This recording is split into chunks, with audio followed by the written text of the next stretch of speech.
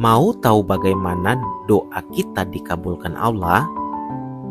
Inilah 7 tips penting. Yang pertama, minta ampunan dari setiap dosamu, termasuk dosa kecil.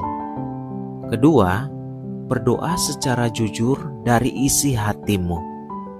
Ketiga, jangan minta yang berlebihan. Keempat, hanya minta untuk kebaikan. Kelima, percaya bahwa doamu akan dikabulkan. Keenam, berdoalah kepada Allah, Sang Pencipta. Ketujuh, berdoalah dan meminta serta menyebut dalam nama Isa Al-Masih.